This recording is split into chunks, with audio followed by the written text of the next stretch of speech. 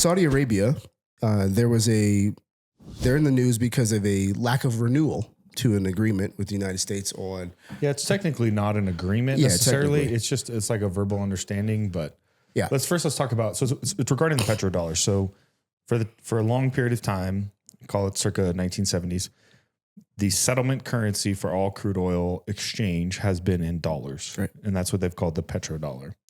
So how does the petrodollar affect the US dollar? Let's start there, and then we'll talk about the story about Saudi Arabia, and we'll talk about why it might be important.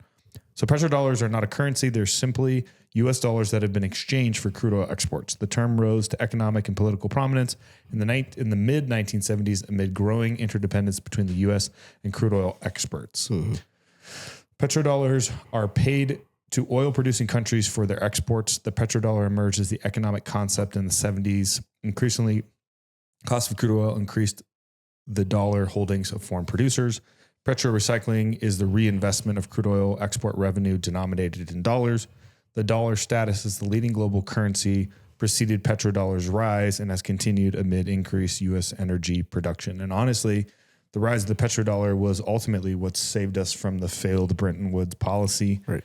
And so the rise of the Bretton Woods system of fixed currency exchange rates tied to gold to the U.S. dollar collapsed in 1971 because the global economy and its demand for safe assets outgrew the available supply of bullion. Only the dollar could realistically fill the void, and as a global supply of dollars grew amid U.S. trade and budget deficits, so did the accumulation of petrodollars earned by oil exporters benefiting from sharply higher crude oil prices.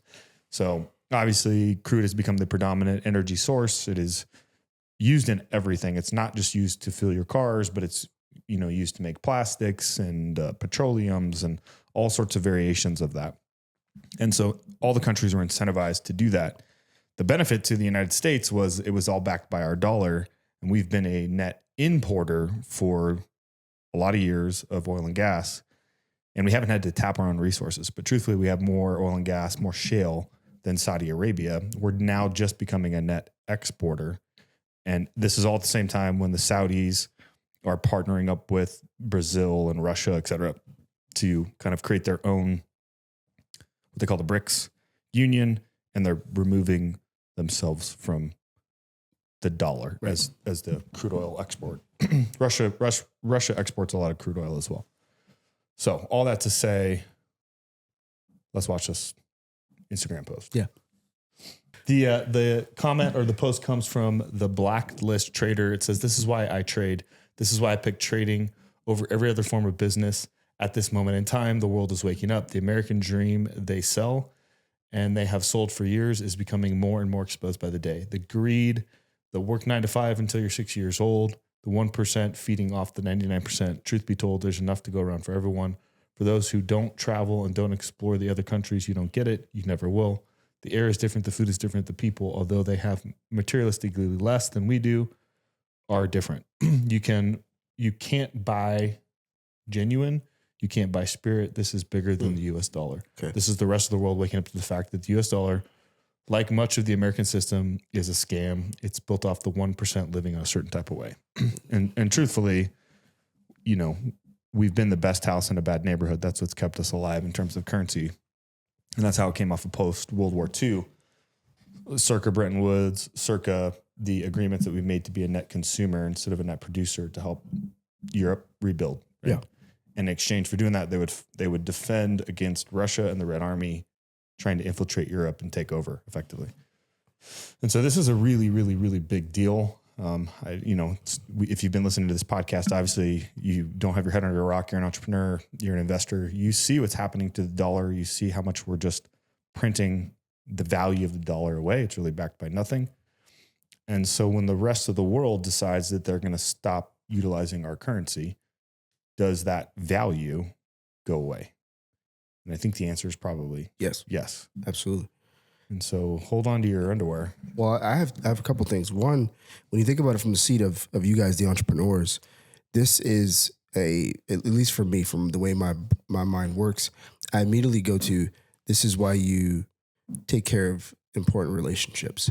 Because if I was a nation or, I'm looking at working with the United States and interacting with them based on the dollar, if I look at the way Washington is handling it, it's saying we don't value our relationships with the people who we do business with. Right. People who have been with us for decades. Because at this point, every time we print $1 trillion a quarter, we're devaluing the currency globally. Correct. And so everybody's currency is getting weaker as a byproduct of our actions. Exactly.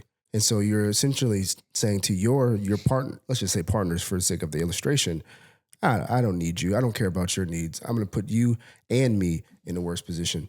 Right. And it's only so long that that's going to go on before they say, well, I'm not doing business with you anymore. I'll find another suitor.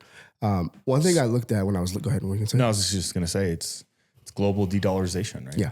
So if you're looking at how much the rest of, Japan, China are two largest debt holders of U.S. treasuries, you look at how much money we're printing, you look at the fact that the United States is essentially removing itself from the global economy and also being forced to, you look at the petrodollar. It's no surprise that if your economy is basically backed by dollars, that you would be very interested in shoring up your balance sheet and removing yourself from the equation. The one thing I found that was interesting in looking at this was since 1450 AD, there have been 6 major world reserve currency periods. First was Portugal, 1450 to 1530.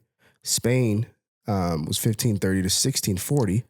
Netherlands was 1640 to 1720. France was 1720 to 1815. Great Britain was 1815 to 1920. And the United States from 1921 to today. Yeah. And I was just like, wow. Well, the average span is 94 years. Yeah, it's a 100-year cycle, right? 100-year cycle. We're coming to the end of that.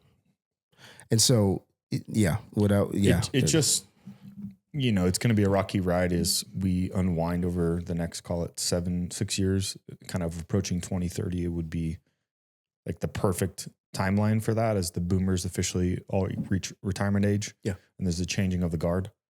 And so the next, 6 years are going to be a little bit of a roller coaster. So keep your powder dry, but continue to invest in hard assets. Invest in hard assets. And things like gold and Bitcoin are starting to return to popularity. Yeah. Real estate, not so much because it's so inflationary driven. The only reason it's gone up from like 1987, $87,000 median home price to today, $400,000 median home price is inflation by way of printing value away.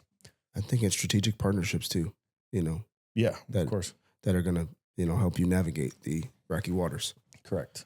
Roger that.